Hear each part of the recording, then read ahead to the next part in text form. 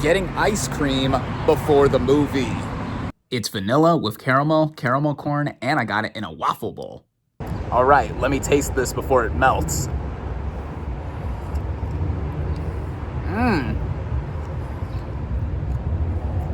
Super sweet. The popcorn gives it a crunch, but I like it. Wow, woo, refreshing on a hot, sunny day. What is up, everybody? Random Man here. By the way, I was not at all sponsored for what I did in the intro just now. That ice cream parlor is literally right next to the movie theater I was at, and it is now officially summer. Though I will say, if anyone from Cold Stone Creamery is watching, hey, I like your ice cream. But enough of that silliness. You are here for me to bring you my review for the 2026 version of Supergirl in one take. Based on the DC Comics character of the same name, the plot of this superhero film follows our titular character who finds herself on a quest through space that involves another individual looking for revenge. Going into this movie, I was looking forward to seeing it, as this is now the second film in the DCU. It was started last year, at least in terms of the movies, by James Gunn, who is the co-CEO of DC Studios, with him writing and directing Superman, which is a film I really liked. Coming from someone who is not the biggest Superman fan in the world, and I was won over by many things about it, as I said in my review last year, and I thought it was a strong start to the franchise now being rebooted from the DCEU. Prior to this movie, I did not know that much about Supergirl specifically. I never watched the film from the 1980s, which is apparently one of the worst superhero movies ever made. And then I've only seen the first episode of the CW TV show where she is played by Melissa Benoist. And then a few years ago, we got her in The Flash, played by Sasha Calle, which, as you can see, the Blu-ray of is stacked behind me. I like that movie more than most people, and I thought Sasha Calle was pretty good in that film.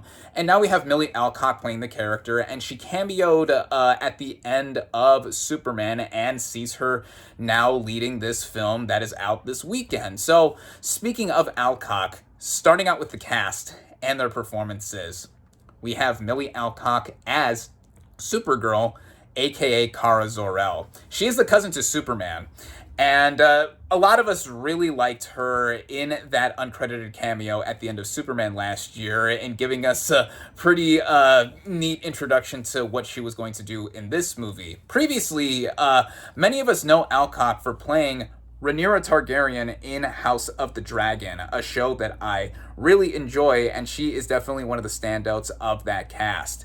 Here in Supergirl, now leading this movie properly, I think that she continues to show off why I thought that she was a very inspired choice for the role upon casting after seeing her in House of the Dragon.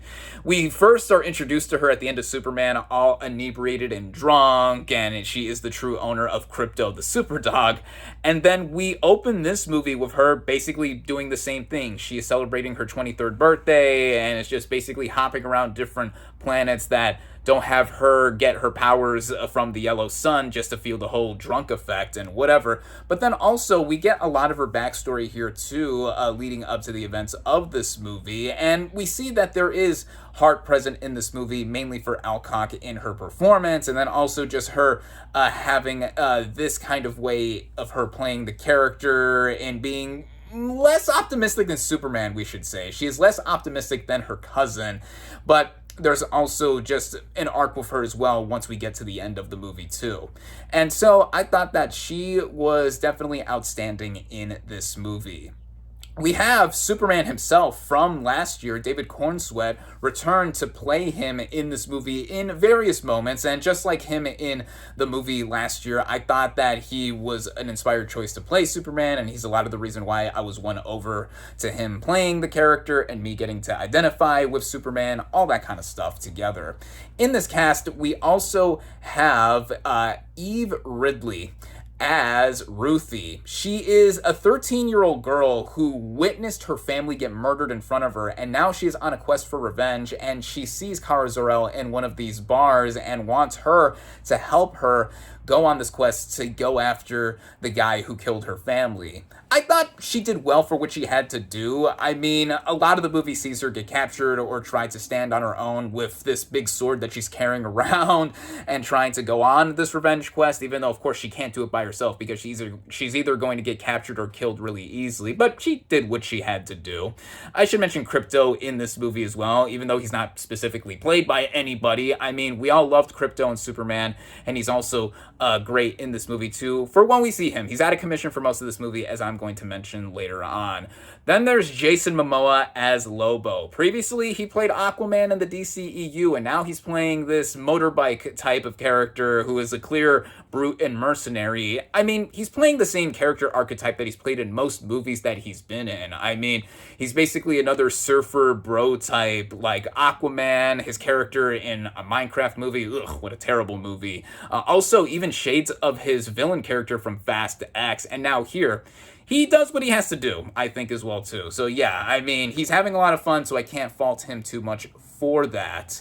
And then there's also other small appearances by actors like David Krumholtz and Emily Beecham, who play the parents of Kara Zor-El in the flashbacks that we get of Krypton and her youth before we get up to this point where the movie begins and Kara's turning 23. I thought their presence was really good as well in elevating the material.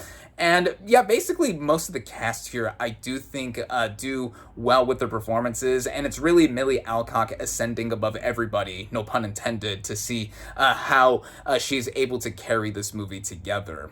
And now we come into the writing of this film. So this movie isn't an origin story per se, kind of like how Superman from last year was. We got shades of his origin story, but we don't get the complete origin story because, like Batman and Spider-Man, we have seen origin stories time and time again before, though Supergirl is a less well-known character than Superman. So we do get moments or sequences where we get her backstory told in between what is happening with the movie.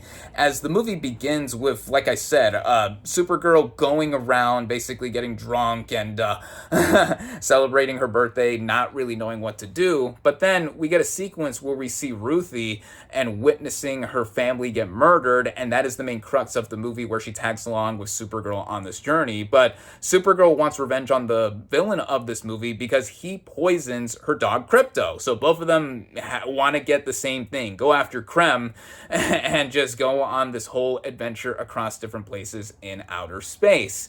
And it's a very basic story. You can probably say that this movie was pulled from 2 decades ago in the superhero or comic book movie genre, and you would not be mistaken for that if you saw it today. But it worked for what it had to do. It wasn't too much to think about in terms of what we're seeing here, because I think this movie is trying to be more so like a swashbuckling type of adventure than Superman was, because Superman is not just trying to reestablish that character, but it's also trying to reestablish just the whole DC canon, at least with the movies. Of course, there's also TV shows and stuff in between, but yeah, that's another thing. With Supergirl, though, I think it is held together in terms of an energy, mainly from the director, Craig Gillespie. Now, he is a pretty solid director. The last few movies he's made, I have been a fan of. He previously directed in the last decade, 2017's I, Tonya, for which Margot Robbie got an Oscar nomination for playing Tonya Harding, and Allison Janney won Best Supporting Actress. As that vehicle passes by. This is what I get for doing this in one take. Anyway, Allison Janney won Best Supporting Actress at the Oscars for playing the abusive mother of Tonya Harding. Gillespie also did Cruella from 2021, which I really liked as well, especially for Emma Stone's lead performance and the Oscar-winning costume design.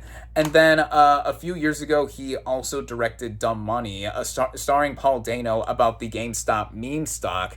And now here, this is probably his biggest budgeted effort that he has done, and I think he mostly does well with the material here. What I think clashes with his direction is that the writing, while mostly sound, I think that it makes the movie tonally tricky, because this arc with Supergirl in not wanting Ruthie to kill or really go after the main villain here, yet she herself is kind of cold and distant and not wanting to like do anything that is very optimistic and is more pessimistic. That is where it clashes, and I think the movie is messy in that regard, while on top of us seeing the jump from place to place as the movie has a tendency to go around with. It makes the movie not boring. I don't think it is boring at all, and you are just going and seeing like a lot of the visuals and the characters trying to bounce off of each other. The humor of this movie I think mostly works. It didn't feel forced. It is feeling like it has shades of Guardians of the Galaxy or something like that in here. Of course, the DCU is being molded in part by James Gunn, so that goes without saying here, but I think that is what helps, even with the movie not having everything held down in terms of the focus or tone, but it still has a through line that gets the job done, as I've been saying with a lot of the performances here. But with the performances, though, there's one person I haven't mentioned thus far, and that is Matthias Schoenaerts as Krem. He is the main villain of this movie who, like I said, he killed Ruthie's family and is the one who poisoned Crypto at the beginning, and he's basically a one-note villain throughout this. I like the actor in stuff that I've seen prior to this film, but this film just wasn't it in terms of him showing off his talent. He's really over the top, not doing anything of real depth. He had a couple good lines here and there, but that's not enough to really make this more than a villain that is basically out of phase one from the Marvel Cinematic Universe. Back when the MCU had a villain problem before they eventually sorted it out later. But of course, the MCU is in a different place now. But that's a story for another video. Yeah, so he really didn't do much in terms of being a villain here. And then, yeah, it goes into typical tropes like that with what he does and all the characters being integrated and put together and such. So there is all of that. But on a technical scale, I think the movie mostly does well. It's not that high of a budget from what I recall in looking up before doing my review here. To be fair, I didn't remember completely. But I know this is not one of the most expensive comic book or superhero movies ever made, but I think in terms of like the color design and all this other stuff, I think that made the movie stand out. Like I said, with how Supergirl is like inebriated for a bit of this movie early on, it's because she is on a planet that is powered by the red sun. She gets her powers from the yellow sun. So like we get a variation of visual variety there too. The bits we get into the glimpses of Krypton in flashbacks I thought were unique, reminiscent of the older Superman movies too, but also having its style all its own, trying to fit in with the new DCU.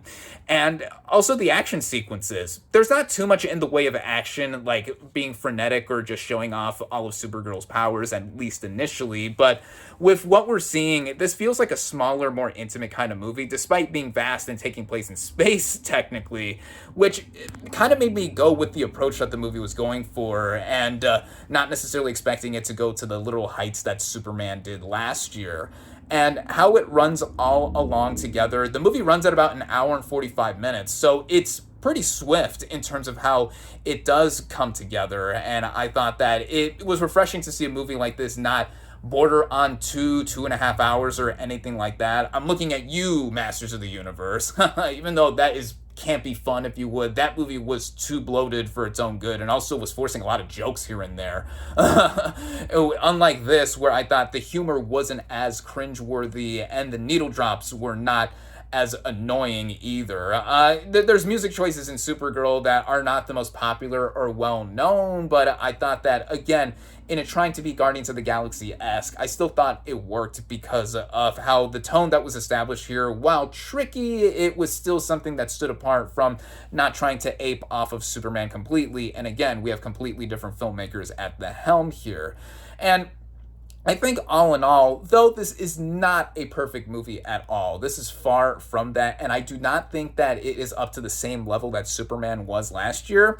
I gotta be honest, I enjoyed this all the way anyway, even with reservations that I've mentioned across this review. And I know there's people out there that are gonna go ahead and just be reviling towards this movie because it's led by a strong female character, or it's led by a woman at the forefront, whatever. I mean, lame excuses like those. I mean, if you're comparing it to other superhero movies that are led by women, this is way better than something like The Marvels, which I did not like. And I still think that the DCU is on an interesting path. We're getting the Lanterns TV show later this year, and Man of Tomorrow, the sequel to Superman, is coming out next year. So there's still a lot. We're still early on in the phase of the DCU trying to get off the ground and, of course, try to stand apart from Marvel and more. Just on its own as a movie, I still think that this is an entertaining escapade overall, and I think that there's something to be had here with seeing Millie Alcock mainly as Supergirl that I think, in her, I believe also popping up in Man of Tomorrow next year, that's going to be something to see because apparently she's going to have an integral role, and then also this being a film that feels like it is retro from two decades ago, but I think that when it works, it does work, and for that and more, I do recommend Supergirl. With all of that being said, my final verdict for Supergirl is 3.5 out of 5 stars. Thank you all, as always, for watching. Be sure to like this video, comment on what you thought of Supergirl. Social media links in the description. Subscribe to my channel for more, and I'll catch you on the next movie review.